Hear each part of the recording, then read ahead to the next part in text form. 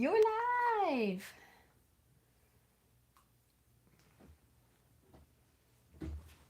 Just gonna let everyone get settled in. Let everyone's live get caught up to the live. Because that makes sense. All right, I'm live over here. I'm not. No. All right. Good morning. Good morning, Shelby. Shelby, did you like the book? Mm-hmm. I think I probably liked the middle of the book the most. Yeah. The end was quick. Very quick. I think I actually read twice though instead of just once. so it might be.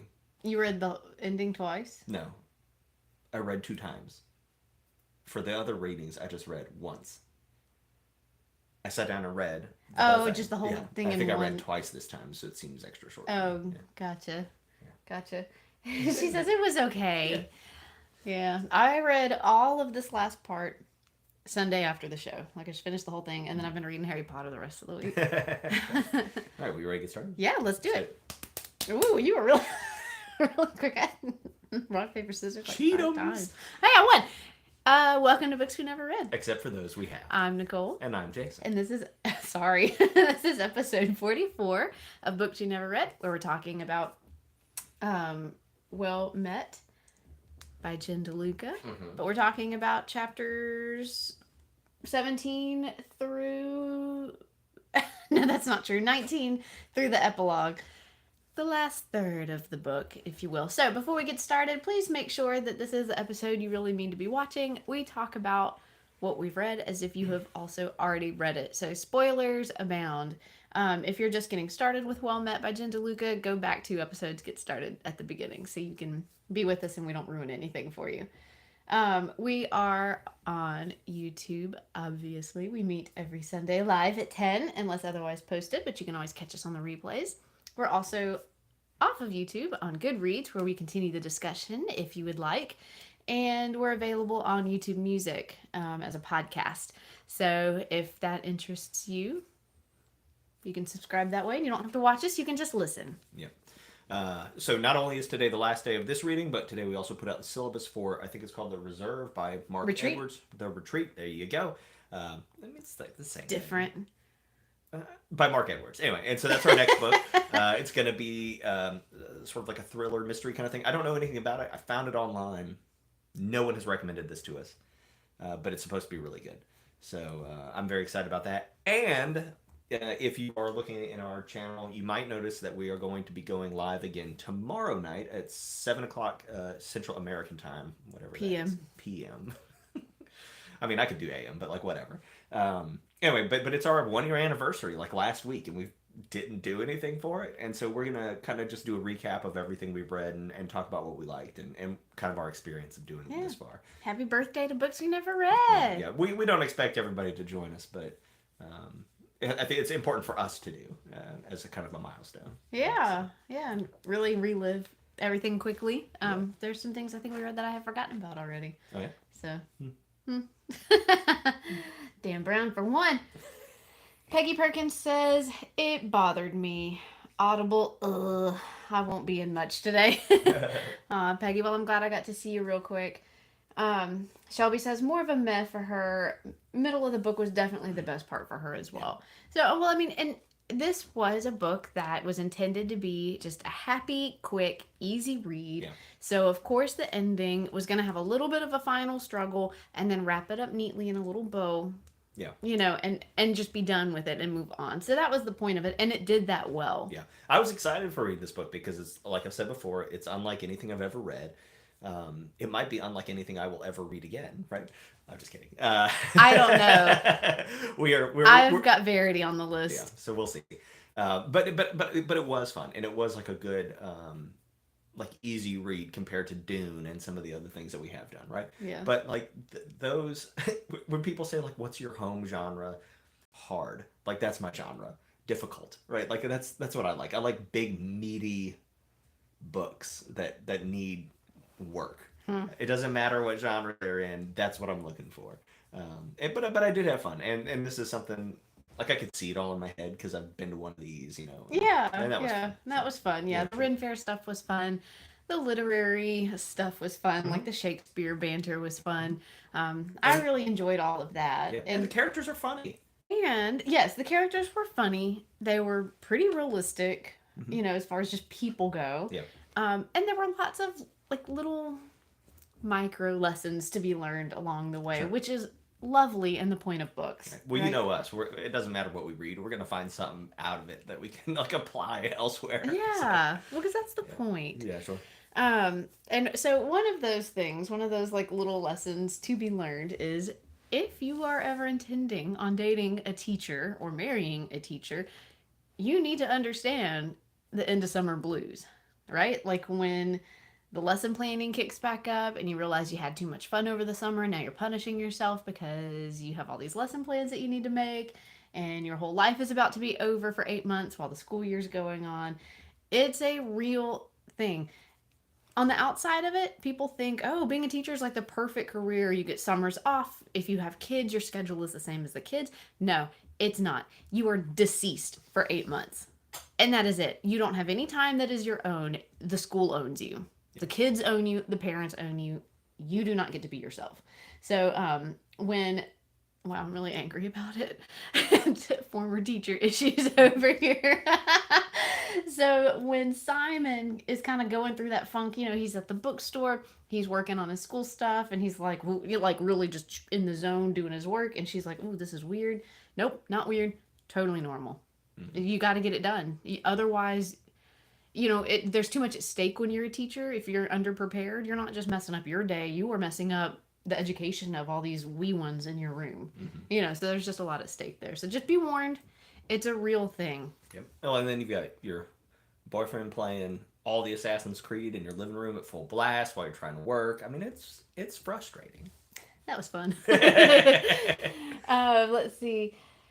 Shelby says that her grandfather recommended The Light Between Oceans by M.L. Stedman. So let's make sure we add that to the list. Yeah, we'll add that. We're glad your grandfather is watching our show. Or I know, she's just telling him about it. I don't know. That'd be pretty cool, though. But he should. We'd love to have him. Aw, our little heart thingy just hearted. I don't know. Somebody hit a heart because we're funny. I don't think I can do that for mine, but I'll figure it out. Yeah, I don't know what it means, but I love it. It sounds like a little heart flying. Okay, so there's that, and then we need to make sure we go back and add the M.L. Stedman. Yeah, Shelby said she told her grandfather about it. Aw, thanks, Shelby. So, the beginning of this section of the reading started with you've never been wooed before? Yeah. I'm a woo, yeah. Yeah. I loved that. I thought that was really cute. She hit a point where she was like, I have not yet been wooed. And then came the day of all the roses. And that was a lot of fun. Yeah. I enjoy the concept of just like doing something nice for somebody, just like for a whole day, just to do it, right? I don't know. I'm not like a flowers fan, but I get that people are. But well, and I don't know that she was a flowers fan, but just it doesn't matter. Yeah. Yeah, you're right. The excessiveness of it and just, how it was all very thoughtful and he had the kid in on it. And, it was just all very cute. Yeah, sure. It was cute. Yeah, well, and she needed that after her past relationship, right, where like nothing was done for her. Yeah. Yeah. And, that obviously didn't mean that Simon had it all together and all that. But we see Simon's potential, right? And she's able to see Simon's potential there. And what it just started as a fling is now becoming what she's hoping is not just a fling. And this is a point that kind of confused me, right? Mm-hmm. So when it fell apart and they broke up. Yeah. Like, yeah, you're going to be bummed out for, breakups suck. Even if it's just a fling breakup. But you're going to be a little like, for a couple of days or whatever. But then I was like, dude... This was just a fling. Yeah, but it was only a week. I think the breakup was only a week. But a week is an acceptable amount of time when you're also carrying all this baggage. I wouldn't have not gone to finish out my fair stuff. I've been like, I almost said something bad.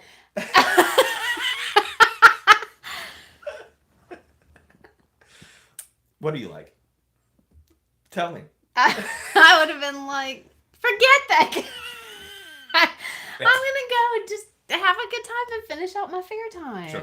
You know, But you are resilient, and you would have probably signed up because you wanted to be there, and you're a teacher, and Emily is a person who happens to be in this town through like no fault of her own, right? Like, yeah. But that's what I'm saying. Like, you're already there. It's something to distract you. You can go without seeing him the whole time. So I just felt like that really went on. The breakup went on longer than the relationship was. Yeah. And so in my mind, I was like, this is ridiculous. Yeah, I didn't realize that they had only been broken up a week or whatever until she sees Simon again. He's like, I thought about what you said last weekend. And I was like, what? That was it? Last weekend? Because she made this big deal about quitting. You quit for a day or two. That's fine. You were on vacation. Like, whatever. Yeah, Who cares? that was all a lot. And I thought it was real silly. I was concerned whenever she showed up and found him like in the field and everybody's there and he's dressed in pants and all that stuff and then they do like the hand fasting. I was concerned that they were actually getting married because like nobody talked about like what are the ramifications of us doing this as us. And I just feel like I feel like that should have been cleared up, right? Because now you have to have an awkward conversation where like in a couple weeks you're like, so do I have to like sign something or was that just like a fair They didn't thing? go and get their marriage license. I don't know how things work over there. I think in West Virginia, it could work any kind of way. Still, well, I probably still have to have a marriage license, right?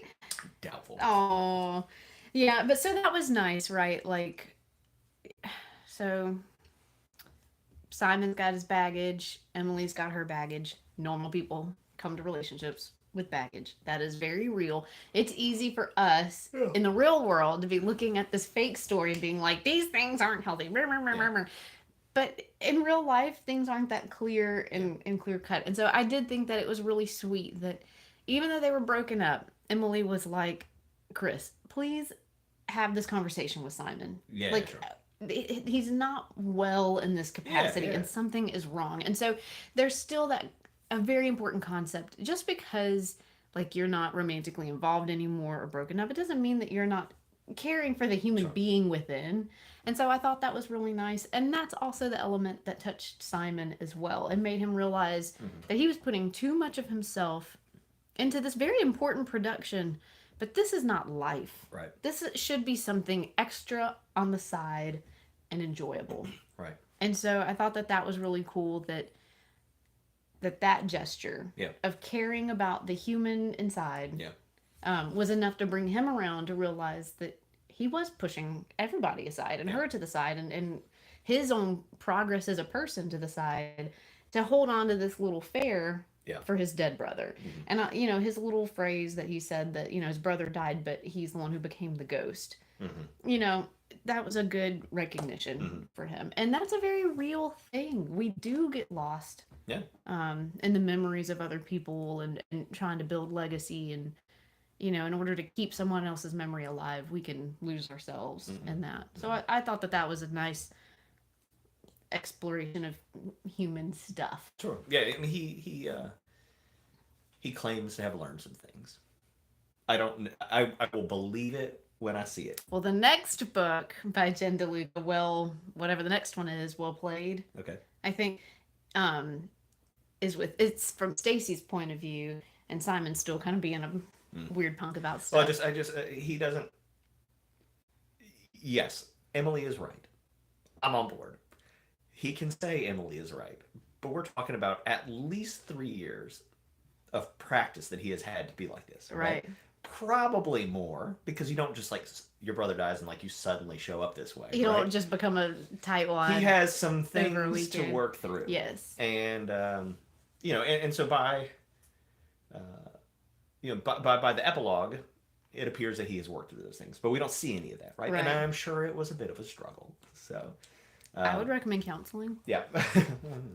But so I want to agree with Shelby here, right? I did not like the surprise hand fasting scene because there's no way to get out of that, right? And if I were Emily and if I showed up and somebody was like, I know we broke up, but I've thought about it for 82 hours. And you're right. Let's do this thing in front of everyone where like now if you back out, you're the one who broke the pact. Yeah, you're the jerk. Nope. It's a trap, right? Yes. I know it when I see it. Still manipulative. No, thank you. We can talk about this later, but it is manipulative. That's exactly what it is, right? And do I think it was intended to be that way? No. Is it? Yes, it is. But it kind of goes in with the rest of what Simon does, right? He does these big public things without asking for anybody's consent, and he gets away with it. So a little just Arrested Development with Simon. Shelby says dramatically forlorn is the word that came to mind when they broke up. Yes. And Shelby said, "Run, Emily, run."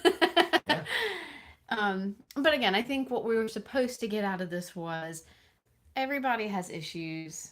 Yeah. So at some point, you decide, hey, this isn't a fling. This is what I want to work towards. Sure. Right? And most people do make that decision at some point to work it out with somebody. Yeah. And apparently we're to believe that both Simon and Emily have chosen, like, we're going to work through this together. Yeah. Well, but, and like, so fine. Everybody knows I don't like Simon, but Emily has her own deal. And that was in my first reading of this chapter, right? Where she just like decides she's not going to talk to anybody at all about this new girl that they hire to come into the bookstore, and how Christine or whatever her name is going to fire her at the end of the summer, so she's got to go find another job. And she finally talks to her, and the lady's like, "What are you talking about? Like, I want you to manage this. I should have talked to you about that sooner, I guess." But like, Emily just has these anxieties and won't discuss them with people, and so and this is very common with all sorts of things, right? Where people have an idea. Nobody, you don't express it to people. It's not visibly, clear because it's not tied into any kind of like particular behavior. And then that idea just circles in there and then evolves and evolves and evolves until it becomes something crazy that has no attachment to reality at all. And that's Emily's problem, right? Mm-hmm. Emily's problem is that she is non-communicative, right? Mm-hmm. She will not tell people what her fears are and what her anxieties are. Whenever Simon, upsets her, she doesn't know how to say, like, "Hey, I feel like you're putting the fair ahead of me," or whatever. Right? Mm-hmm. Like, she just freaks out and leaves or whatever, and they're made for each other. Perfect little tornado. Yeah, and she did that. So with Chris and the job, just pining over, she's gonna get fired any minute now instead of just talking about it. The whole like last, what she thought would be the last 2 weeks of her relationship with Simon, she's like, I'm just gonna enjoy every second. But no, she like overanalyzed every single text, every single response, every single everything. You just gotta get out of your own head, and if you have a concern, you need to say it. If these are people that you actually care about, and if you care about yourself, you say it. All people have anxieties about saying things, right? Right. They do. Yes, and she had. Her character acknowledges that this is an issue with that little slip from the fortune cookie. Mm-hmm. Like, ask the right questions, and that was the thing that was kind of like encouraging her to. She would still mull things over too much, but like she would be reminded, like, oh, I need to say something, and so she's working on it. Yeah. Well, I think I don't know. What's really interesting to me is I'm like that, right? Like, I think about, like, I'll think like, oh man, I'm supposed to tell Nicole something, but like, I don't want to, and I'll be anxious about it, and then I'll just do it. And I got that from acting as a kid, right? Because you get stage fright, and then you realize, like, once you're on stage, you just do it, right? Mm-hmm. And it's the anxiety about doing it. And so, like, if you're afraid of doing something or saying something or expressing yourself to somebody, you just start, and then once you start, it's just all, well, now you gotta finish. Rip that Band-Aid off. And it's interesting to me that these people don't have that skill given their choice of summer activities, right? Yeah. So. Yeah. And I'm not saying that actors are particularly communicative. I'm not saying that at all, right? Mm-hmm. Because they can still choose not to. Mm-hmm. But they understand the premise behind this, just jump in if you're afraid of doing something, And I'm not trying to sound too judgy. I am a classic overanalyzer. I will just circle things around in my head to the point of vomit. But we got to talk about it. It's just ridiculous. I like talking about things. I'm like a really, I may not be really clear. You might disagree with that, but like, I like for things to be very clear. Yes. I like to hand you something and for you to say, I've got it, right? Mm-hmm. Like, I want there to be very clear communication. Oh, yeah. I think we're both like that. Yeah. And some people together. Yeah. We know that we can be that way together, but it does get hard when you're dealing with like other people because you're trying to figure out like how do they receive information and how clear do I need to be with them and Shelby says fear is the mind killer. Ah. Yes. I mean, yes, exactly. Way to bring Dune into a romance novel. I love it. Gold star, yeah, Shelby. We need to send Shelby a trophy. Yeah, no, that's but that's true, right? And it's the fear that is the enemy, you know. Yeah. And if you can express yourself to your partner or whatever, and they're just like, well, look, I just don't care. Well, then fine, leave, right? Like, right, they're not worth it. Right, that is not a defeat. That is a victory because you have discovered what is beneath the surface. Yeah. Yeah, for sure. You had an interesting prediction for what one of the next books might be. All right, so here's my prediction for one of the next books, and I'm not going to go figure it out. Right, somebody can read them and tell me. April. I don't know. April, Emily's sister, speaks exactly one line to Mitch, and it's "Stop talking, Kilty" or something like that. And there's a book where they get together. There has to be, right? Now, she's about 10 years older than Mitch, but I think that's where that book is going to go, right? It's going to be a thing about an older woman and a younger guy, and they're going to, that's a book. If it doesn't exist yet, Miss DeLuca. Miss DeLuca, come on. It writes itself. Yeah. Because there's plenty of just baked in conflicts and things to work out when you have an age difference like that, and there is a point where the age difference matters, and then a point where the age difference doesn't matter, but then a point where the age difference does matter again. Oh yeah. And so it's just interesting, and for all kinds of different reasons. Yeah, that'd be a fun one. Yeah, that's all my notes. Oh really? We went for an hour last week and we haven't even made it 30 minutes yet, right? No, I think one of the other things I think is fun about this book for me is, and maybe not everybody has this, but everybody who's like me who enjoys reading has this small town mountain fantasy where you have a bookstore and you don't know that you have it until you read something where it exists and you're like, oh yeah, I could do that, right? So it turns out I have this fantasy, right? I would enjoy living in the Appalachians somewhere with a little bookstore, drinking my coffee and sitting with my dog and helping people read. I guess that's what I do now, but there's no mountains. Just hot. Just hot. Just triple digit hot. Yeah, I am really interested in the bookstore, and I would like to read 3 more novels just on how Chris and Emily run the bookstore. Yeah. So Shelby asked which one is about Mitch, and there is one about Mitch, right? We know that. I don't know. Okay, I thought there was, but there's 2 more books, well played, well matched. We'll have to figure that out. We can talk about it. Which one is the Mitch?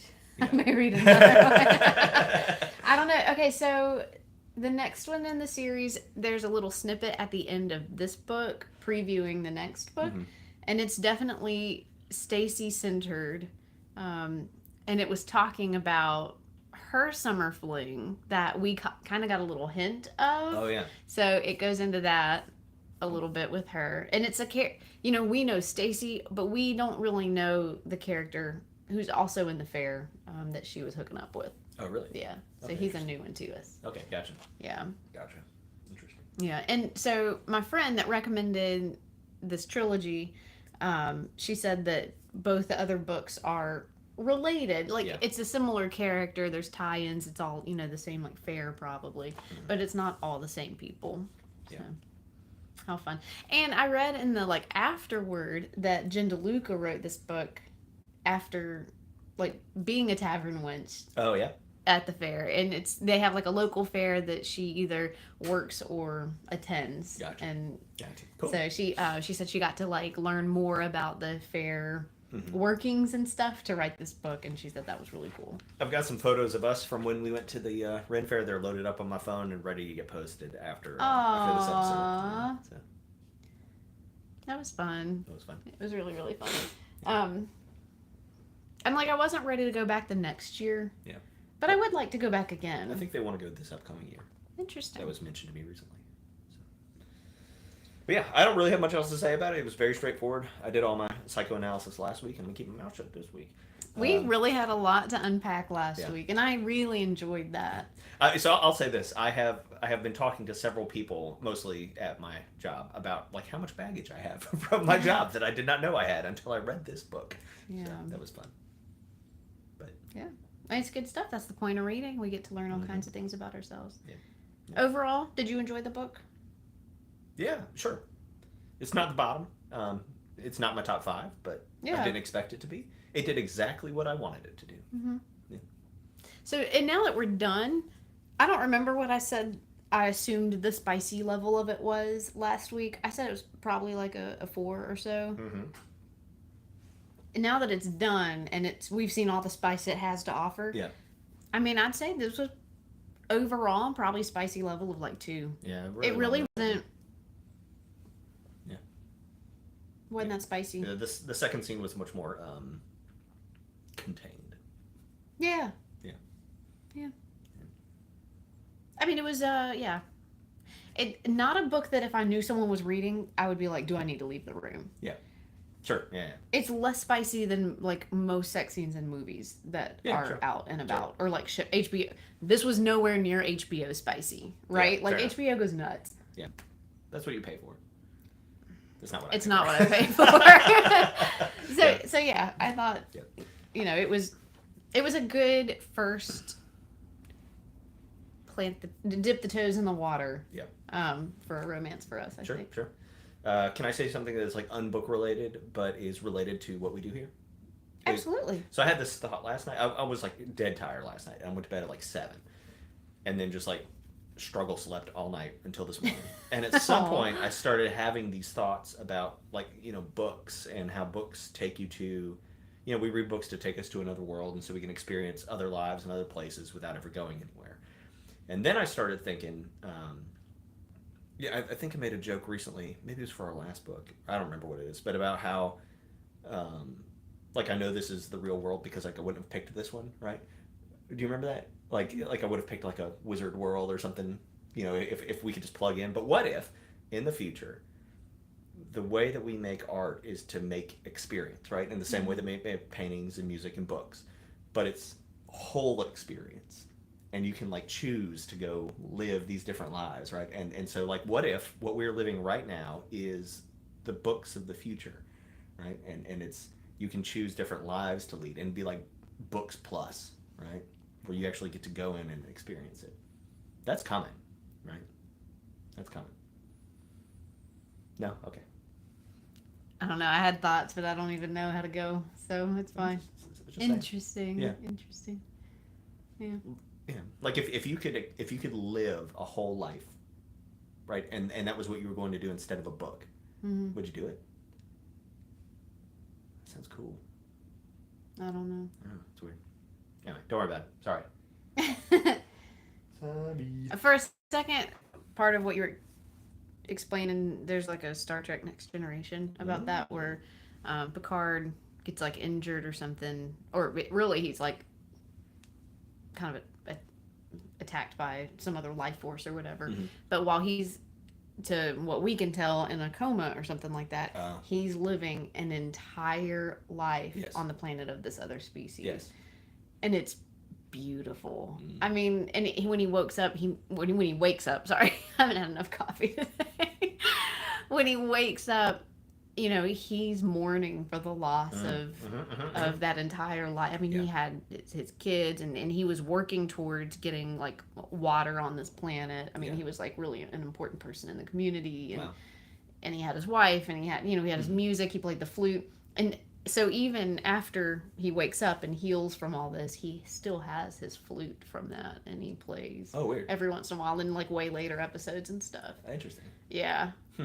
Man, if you've not watched Star Trek Next Generation, you don't even have to like sci-fi. It's not about the sci-fi. It's not about it is about the technology, but it's not about the... Right. It's just not what you think it is if you've never gotten into it. It's not like the movies. Right. Those are action, The Next Generation series it's philosophy and it's story. It's a soap opera in space. That's all it is, really. It's so good. Anyway, I didn't mean to derail the conversation, but it was over, and I wanted to say what I was, struggle sleeping last night. Well, and I double derailed it. That's okay, because that's why we're here. Yeah, so now everybody has some recommendations. Yeah. Cool. Yeah. Well, Before we leave, oh, we have comments to catch up on. okay. Shelby says she thinks book 3. Peggy says Stacy is next. Shelby says 2. Peggy says calm 3. Shelby says a cool cayenne pepper level of spicy. Oh, that's the I had to read all of those comments to understand what they were talking about. Yeah. Spiciness level. Right. Gotcha. Cayenne pepper. I love that. A cool cayenne pepper. So I do have a couple of things for like this week in history. We have a lot of cool birthdays. H.P. Lovecraft was born this week in 1890. Christopher Robin, who is the famous Christopher Robin who received his teddy bear and became the inspiration for Winnie the Pooh. Mm-hmm. Christopher Robin was born this week in 1920. And also born in 1920 this week is Ray Bradbury, one of my favorite authors. Yeah.